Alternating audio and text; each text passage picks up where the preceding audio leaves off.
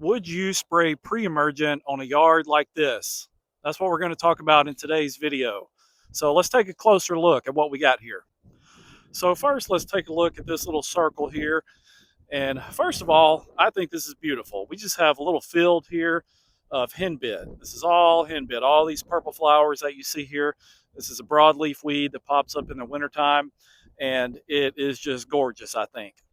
But henbit is technically a weed. And when you're talking about residential lawns, which this is a lawn care channel, people do not like henbit in their yards. So the question that I'm going to cover here is, should you spray pre-emergent if you come to a yard and it looks like this?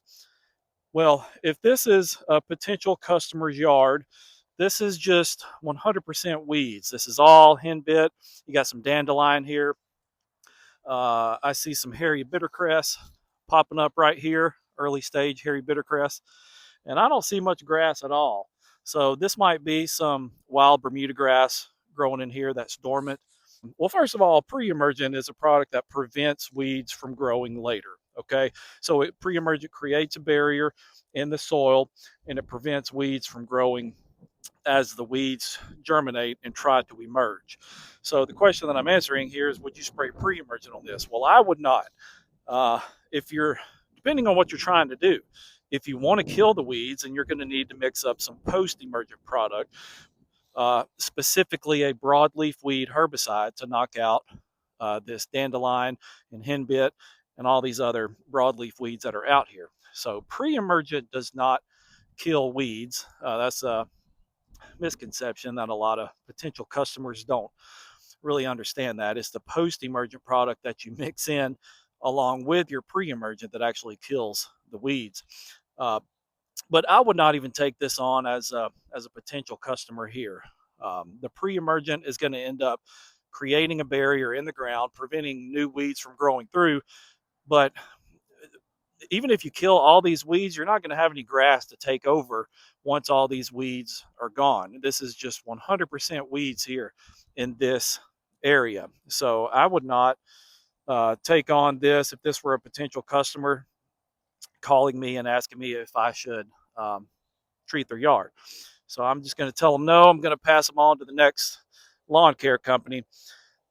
But what if you do want all of these weeds gone? So as I mentioned earlier, you can mix up a post-emergent product, broadleaf weed herbicide to knock out these weeds and kill them. And then you, of course, want to set the expectations that there's not going to be a lot left over once the weeds are gone. But if there is some grass, like right here, that's some grass. I don't know what kind of grass it is. It might just be some junk pasture grass, but it's hard to tell among these weeds. It could just be some dormant Bermuda grass here. So if you're wanting your Bermuda grass, let's just say if this were some Bermuda grass growing in, trying to grow in through all these weeds, if you want to promote the Bermuda, then yes, absolutely go ahead and spray pre-emergent on this and post-emergent as well to kill the weeds and try to promote this Bermuda. Now, it's going to take a long time. It could take up to 2 years. You want to go through the whole year's process of applying pre-emergent and post-emergent to get rid of the weeds. And then throughout the summer months, you want to put out some fertilizer to promote the Bermuda grass to let it grow. Now, you could go through a whole year of your plan, whatever your plan is. If you treat 9 times a year, if you treat monthly, I'm not sure, just whatever your plan is. It might take a whole year to go through your plan, and you still might not have good results. So an area like this might take up to 2 years to really get your weeds under control. And if that's what your customer wants, then make sure you communicate that well, and make sure they know that it's going to take a while to get rid of the weeds and to promote your grass to get it growing. And then there's always the option to just leave it the way it is. This is just a beautiful stand of grass, and most people would call it grass, even though it's all weeds.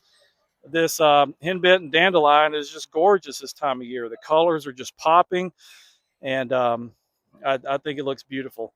So you always have the option to just leave it. If this were a customer asking me what I would do, I would just leave this alone. There's not much established grass here to take over once all the weeds are done. So if you just keep this area mowed, um, that's really your main thing that you want to do here. If this is what you're dealing with, keep it mowed. You don't want to spray pre or post emergent on this. Just leave it the way it is. And sometimes it's okay to turn down business. So my particular lawn care plan that I have, it's a combination of fertilizer, pre-emergent, post-emergence, weed controls, things like that. So my plan would not work well on a lawn that looks like this. I would just not get good results. So I would be honest and upfront and just say, no, I'm not gonna take this on. This is just a little too much for me to handle. Look at this fire ant bed. Let's see what kind of activity we have here. We need to treat this with some top choice fire ant. There we go. It's active. Look at that. We got to get some top choice fire ant control on that.